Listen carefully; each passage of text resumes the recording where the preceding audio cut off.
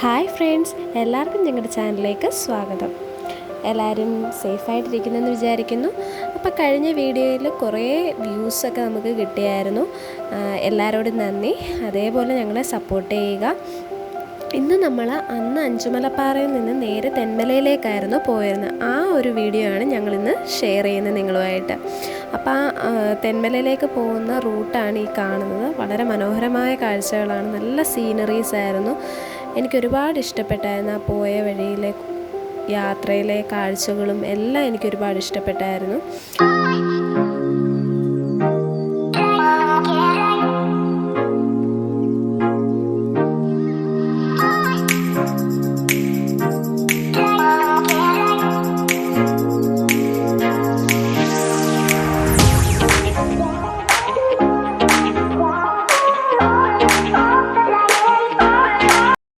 എനിക്ക് ഏറ്റവും ഇഷ്ടപ്പെട്ട വ്യൂ ഇതായിരുന്നു. കാണാൻ നല്ല ഭംഗിയായിരുന്നു. ഞങ്ങൾ പോകുന്നതിൻ്റെ ഇടതുവശത്തെ കാഴ്ചകൾ. ഞങ്ങൾക്ക് ഒരുപാട് വീഡിയോസൊന്നും നല്ല ക്ലിയറായിട്ട് എടുക്കാനൊന്നും സാധിച്ചില്ല. കാരണം ബൈക്കിലിരുന്ന് പോകുമ്പോൾ അതിൻ്റേതായിട്ടുള്ള പരിമിതികളുണ്ടല്ലോ.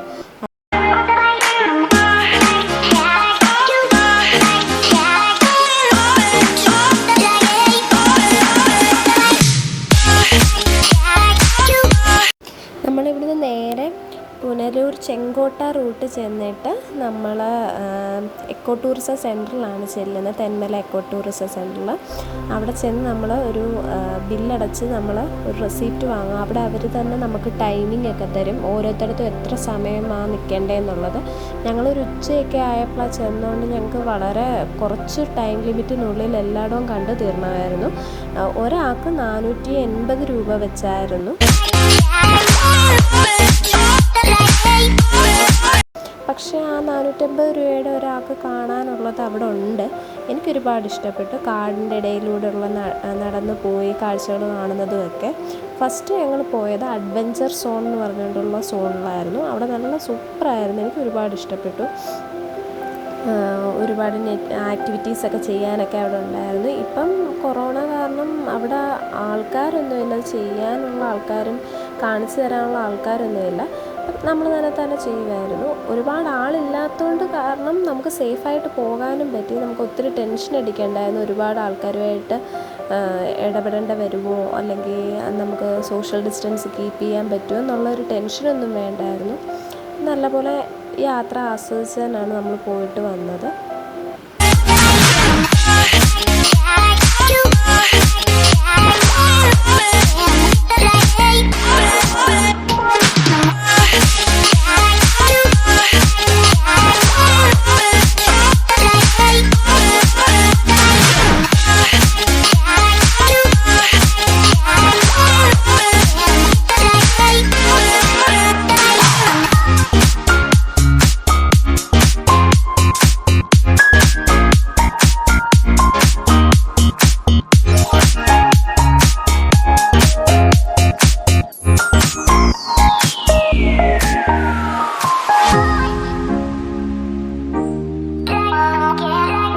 ഇനിയും കാണാൻ പോകുന്നത് എനിക്ക് ഈ കൂട്ടത്തിൽ ഏറ്റവും ഇഷ്ടപ്പെട്ട കാര്യമാണ്. അവിടെ ഒരു ചെറിയ കുളം പോലെ അവർ തന്നെ ക്രിയേറ്റ് ചെയ്ത സംഭവം ഉണ്ടായിരുന്നു. പക്ഷേ അതിലെ മീനിനെ കാണാൻ നല്ല കളർഫുള്ളായിട്ടിരിക്കുക, ഓറഞ്ച് കളറിൽ. ഞാൻ ആദ്യമായിട്ട് ഇത്രയും ഭംഗിയുള്ള മീനിനെ കാണുന്നത്. നല്ല ഭംഗിയായിരുന്നു. അതിൻ്റെ അടുത്ത് നിൽക്കാനും അതെല്ലാം വന്ന് എനിക്ക് തോന്നുന്നു നേരത്തെ ആൾക്കാർ വരുമ്പോൾ ഇതിന് ഫുഡൊക്കെ ഇട്ട് കൊടുക്കുമായിരുന്നു. ഇപ്പം അതൊന്നും അവിടെ പറ്റുന്നതല്ല. നമ്മൾ കയറുമ്പോഴും നമുക്ക് വെള്ളം കൊണ്ടുപോകാം, അല്ലാതെ ഫുഡൊന്നും കൊണ്ടുപോകാൻ അവർ അനുവദിക്കുന്നതല്ല. പക്ഷെ നല്ല രസം. ഒരുപാടെണ്ണം ഒരുമിച്ചിങ്ങനെ വന്ന് കിടക്കുന്ന കാണുമ്പോഴേ നല്ല ഭംഗിയാണ് കാണാൻ. നല്ല കളർഫുള്ളായിരുന്നു.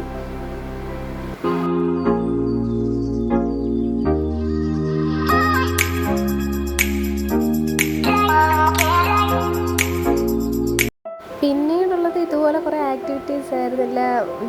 പട്ടാളക്കാരൊക്കെ നെറ്റിൽ വലിഞ്ഞു കയറുന്ന പോലെ ചേട്ടൻ്റെ ഫ്രണ്ടും ഒക്കെ കയറി. നല്ല രസമായിരുന്നു. ഞാനും കയറി.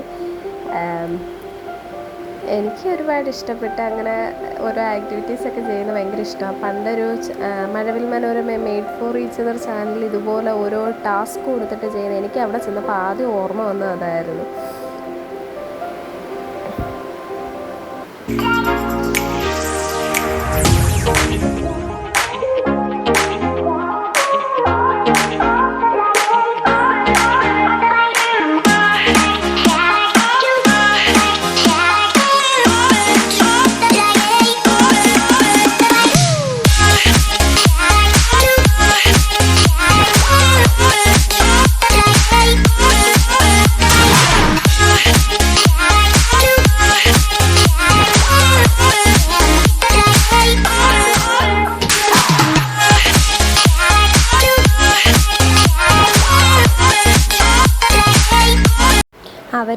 കണ്ടപ്പോൾ ഉടനെ എനിക്കും ഇതേ വലിഞ്ഞ് കയറണമെന്നൊക്കെ തോന്നി. ഞാനതേ കഷ്ടപ്പെട്ട് വലിഞ്ഞ് കയറുക.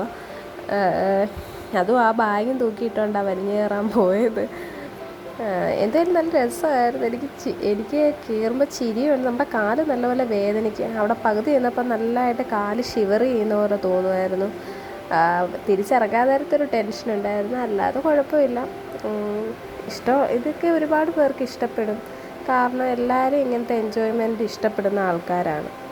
പിന്നെ ഈ ഒരു സംഭവത്തെ ഇങ്ങനെ പടിപടി വെച്ചിട്ടുള്ള കയറയിലുള്ള ഏണി പോലത്തെ സാധനത്തെ കയറാൻ ഭയങ്കര പാടാണ്. നമ്മൾ വിചാരിക്കും പെട്ടെന്ന് കയറാൻ പറ്റുമെന്ന്. ഞാൻ വലിഞ്ഞ് കയറാൻ നോക്കി, പറ്റിയില്ല. നാണം കെട്ട് തിരിച്ചു പോന്നു. ചേട്ടൻ പക്ഷെ 1-2 പടി കണ്ട് കയറിയായിരുന്നു. എനിക്ക് ഒട്ടുമേ പറ്റിയില്ല. അത് ഒട്ടും പറ്റുന്നില്ല. നമ്മൾ കയറുമ്പോഴത്തേക്കിനും അതങ്ങ് നല്ലപോലെ മൂവ് ചെയ്യുന്നുണ്ടായിരുന്നു. അപ്പോൾ നമുക്ക് അടുത്ത കാലെടുത്ത് വെക്കാൻ പോലും പറ്റുന്നില്ല. അത് ഞങ്ങൾ ആ ശ്രമം അവിടെ ഉപേക്ഷിച്ച് ഞങ്ങൾ തിരിച്ച് വീണ്ടും ഇതേൽ കയറാൻ നോക്കി. ഇതെന്ന് പറഞ്ഞാൽ ഈ ഒരു പാസേജിൽ കൂടെ നമ്മൾ നടന്ന് അപ്പുറത്തെ സൈഡിൽ ചെന്ന് കഴിഞ്ഞിട്ട് പിന്നെ നമ്മൾ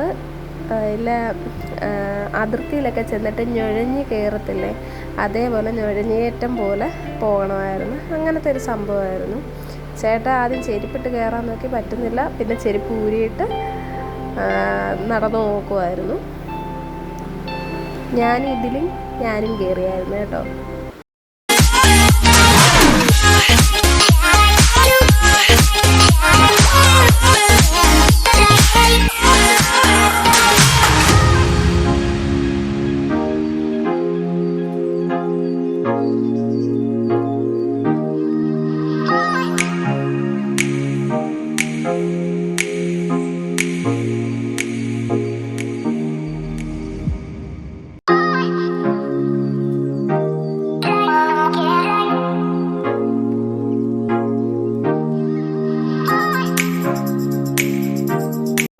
ഞാൻ കയറാൻ നേരത്തെ ആദ്യം കരുതി ചെരുപ്പിട്ട് നടന്നു നോക്കാമെന്ന്. അപ്പോൾ ചേട്ടൻ എന്നോട് പറഞ്ഞു ചെരുപ്പിട്ട് കയറില്ലേ, ചെരുപ്പിട്ട് കയറാൻ ഭയങ്കര പ്രയാസമാണ്, നടന്നു പോകാൻ പ്രയാസമാണ്.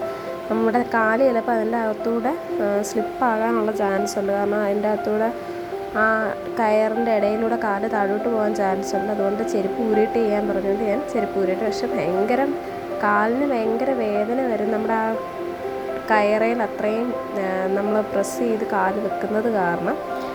എന്തായാലും നല്ലതായിരുന്നു. ഇതൊക്കെ എവിടെയെങ്കിലുമൊക്കെ നമ്മളിങ്ങനെ യാത്ര പോകുമ്പോൾ മാത്രമല്ലേ ചെയ്യാൻ പറ്റത്തുള്ളൂ. അതുകൊണ്ട് ട്രൈ ചെയ്തു. ഞാനും അതുപോലെ അപ്പുറത്ത് വരെ ചെയ്തു. പക്ഷെ മറ്റേ പാസേജിൽ കൂടെ നടന്നില്ല. അത് കുറച്ച് ബുദ്ധിമുട്ടായിരുന്നു. ഡ്രസ്സൊക്കെ ഇനിയും പല്ലലാവുമല്ലോ എന്ന് വെച്ചുകൊണ്ട് പിന്നെ അതിൽ കയറിയില്ല.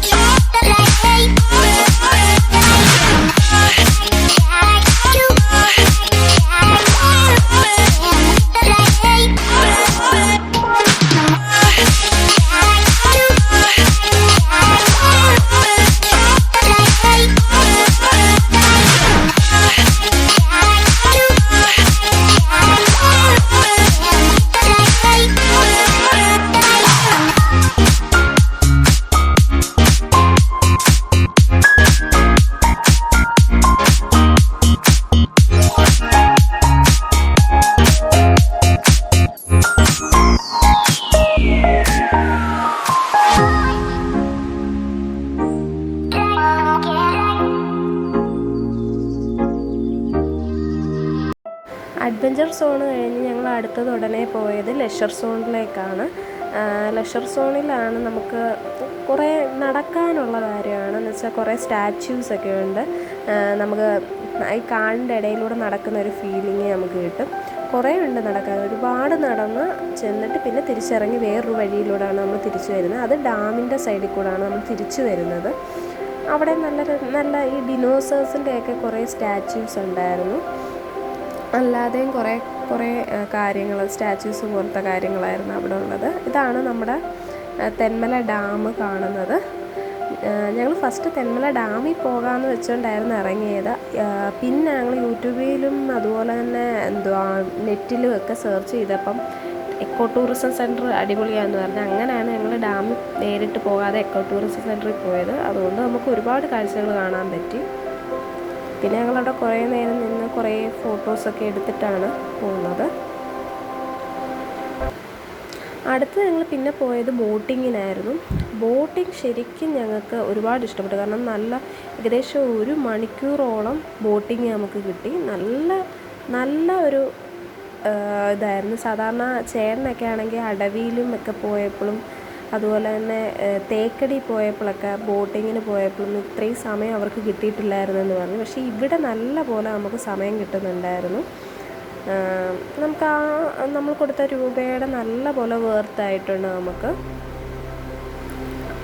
എനിക്കാണെങ്കിൽ വെള്ളത്തിൻ്റെ കാര്യത്തിൽ ഇച്ചിരി പേടിയാണ്. വെള്ളം ഈ കായലും കടലും ഒക്കെ എനിക്ക് ഇച്ചിരി പേടിയായിരുന്നു. ഞാൻ അധികം നേരം അവിടെ നിന്നില്ല. ഞാൻ പോയി സീറ്റിൽ തന്നെ ഇരുന്നു.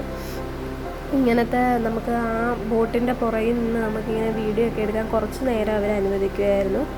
സേഫ് അല്ലാത്തതുകൊണ്ട് അവർ ഒരുപാട് നേരം നമ്മളെ അനുവദിക്കത്തില്ല. പക്ഷേ ഞങ്ങൾ കുറച്ച് നേരം അവിടെ നിന്ന് ഫോട്ടോസൊക്കെ എടുത്തു. ഞാൻ അധികം നേരം നിന്നില്ല. എനിക്ക് പേടിയാണ്. ഞാൻ വേറെ അവിടെ തന്നെ പോയിരുന്നു.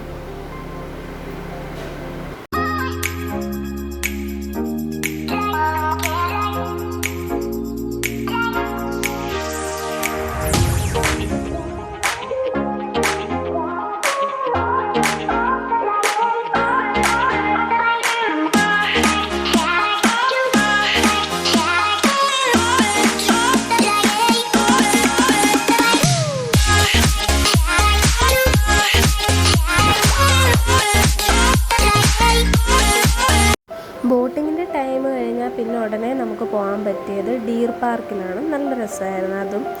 അവിടെ മ്ലാവും ഈ മാനിനെയൊക്കെ നമുക്ക് കാണാമായിരുന്നു. അവിടെയും കുറേ നേരം നമുക്ക് ചിലവഴിക്കാൻ കുഞ്ഞുങ്ങളുമായിട്ടൊക്കെ പോവുകയാണെങ്കിൽ നല്ല. കാരണം ഊഞ്ഞാലും സീസോയും അങ്ങനെ കുറേ സംഭവങ്ങൾ അവിടെ ഉണ്ട്. ഒരുപാട് മാനുകളുണ്ടായിരുന്നു.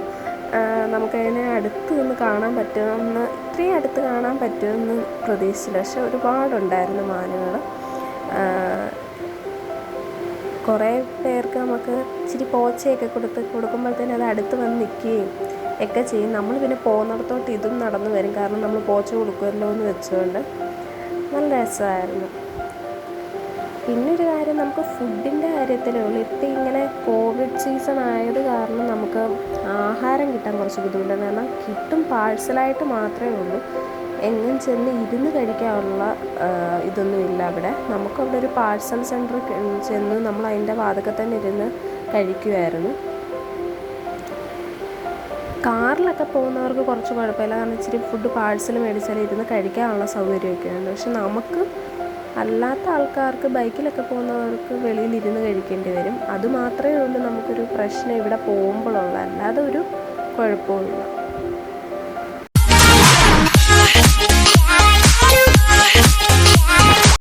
ഇതോടെ ഞങ്ങളുടെ തെന്മലയിലെ വിശേഷങ്ങൾ അവസാനിക്കുന്നു. പിന്നൊരു ലൈറ്റ് ആൻഡ് ഷോ ആയിരുന്നു. അതാണ് നിങ്ങൾക്ക് ആദ്യം ഞങ്ങൾ വീഡിയോ ഇട്ട് തെന്മലയെക്കുറിച്ച് അറിഞ്ഞിട്ട് പോകണമെന്ന് പറഞ്ഞുകൊണ്ട്.